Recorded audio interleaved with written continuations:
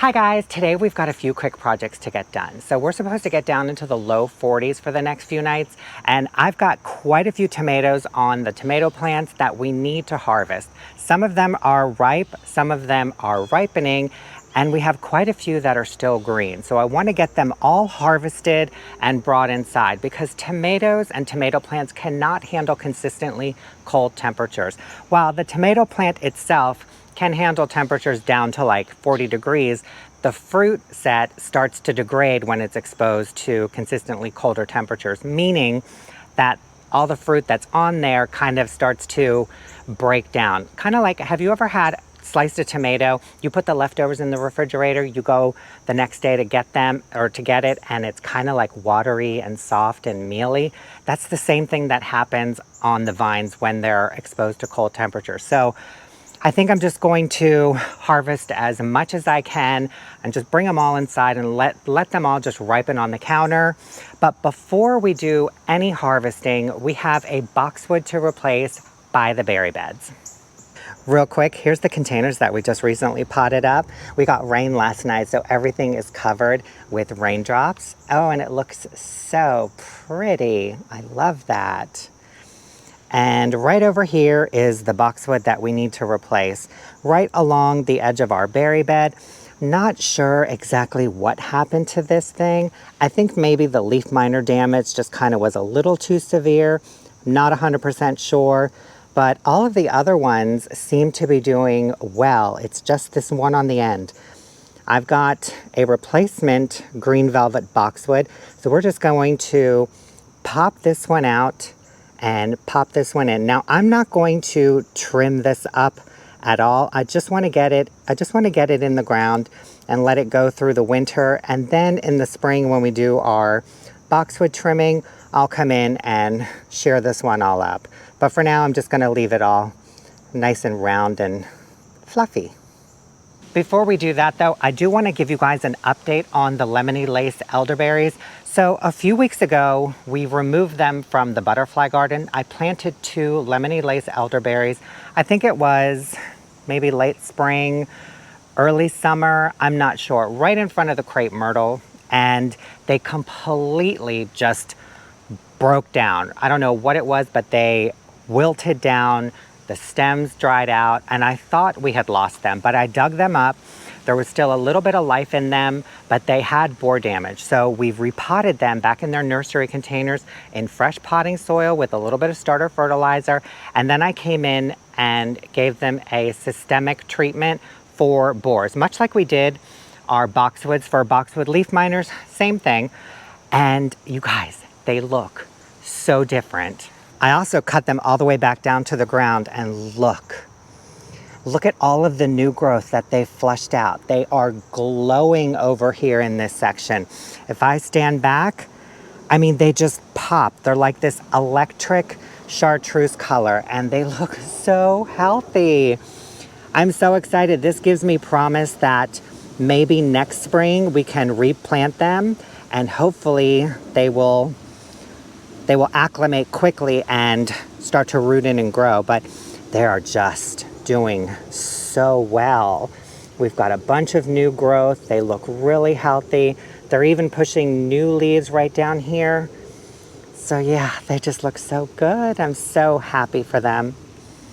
Oh, we got so many things going on over here, including our newest addition. This is another rescue that we're going to be working on in the coming days. All right, so let's get this boxwood replaced real quick and then we can move on to harvesting.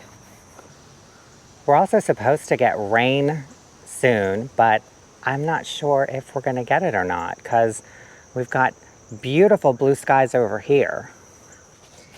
This should hopefully come out fairly easy. I think it's only been in here for a few months.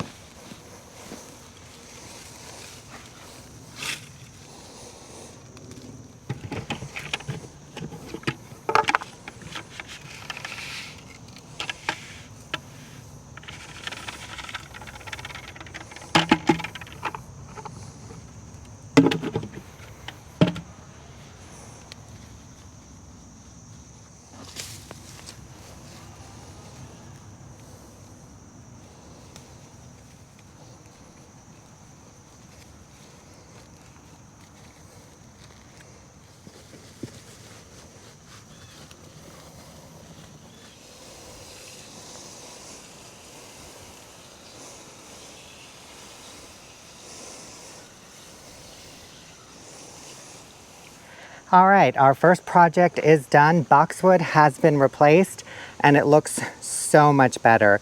It is in line with all the others. It just needs to be shaped up a little bit. We'll do that in the spring when we do the rest of them. But we got it in the ground, added some starter fertilizer. It's all watered in and ready to go. Nothing like a quick and easy project to kick things off. So now I want to take you into the vegetable garden real quick. I want to show you the tomato plants, and then we're just going to jump right into harvesting everything. And then when we're done, I'll come back around and show you what we ended up with.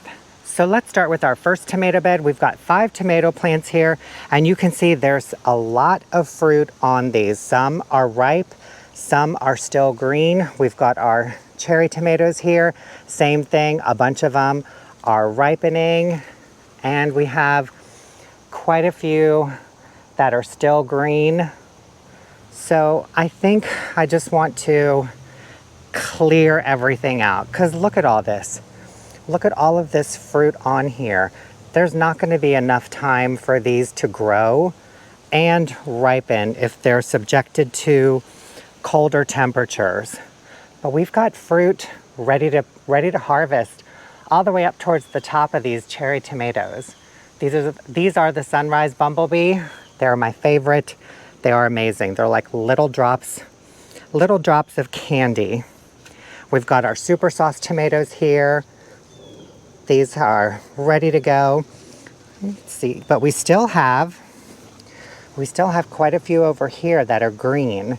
I see a red one over there too. So this is pretty much how the rest of the tomato plants look. Let's come over here real quick. So this is a super sauce. You can see we're starting to get some coloring on a couple tomatoes. Some of them are still green. I think we have one back in the back.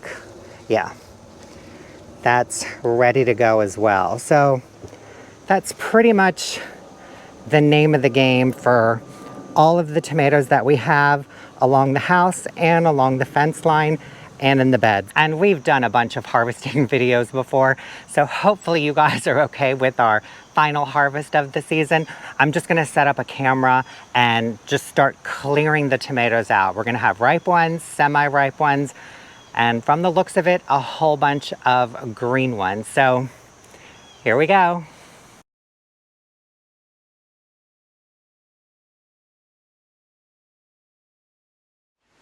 All right, guys, we are done harvesting. That took a lot longer than I was expecting. I was not anticipating finding that much fruit on these plants, and I thought we were gonna get rain. We've got overcast skies, and the wind is picking up pretty intensely right now, but it does feel good. But we cleared all of the tomatoes off of these plants. I did leave a few on the vines for the birds because they had already kind of pecked at them. But for the most part, we got everything cleared out.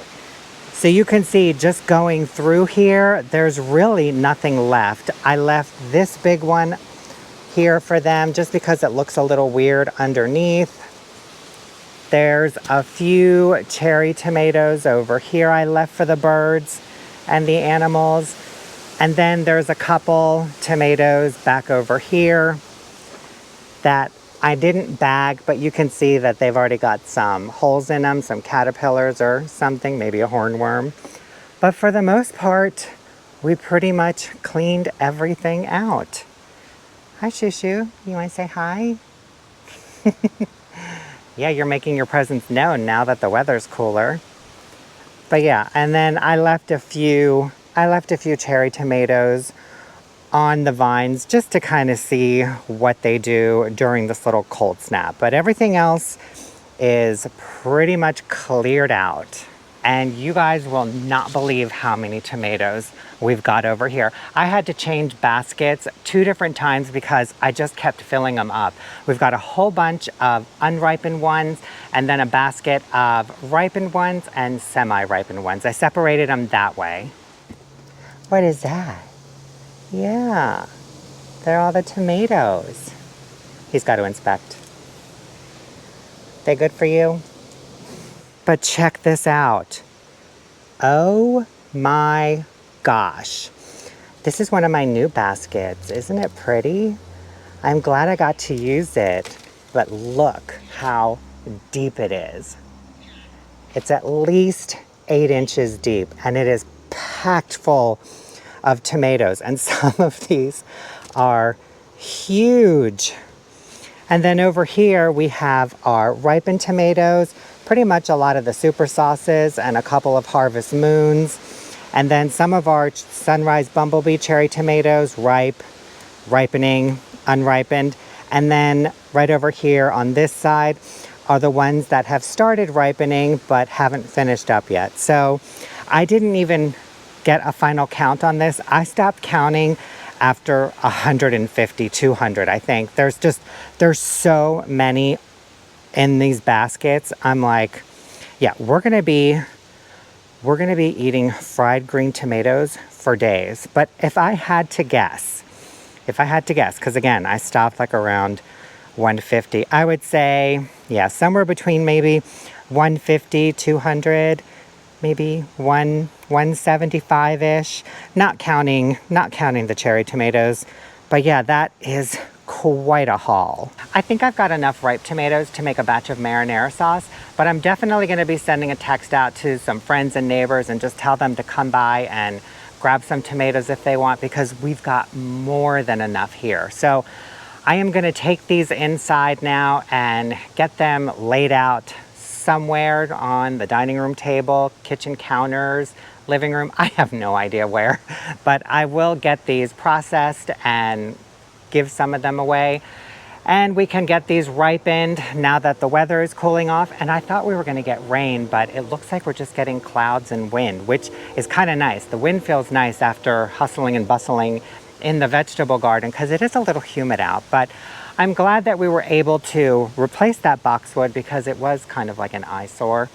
And we cleared out all of our tomatoes, and we can start encouraging them to ripen and give a whole bunch away. And I love doing that. I love sharing my harvest with all of our friends and family because they really enjoy it too. And you guys, that is it for our video today. Thank you so much for watching. I hope you enjoyed it.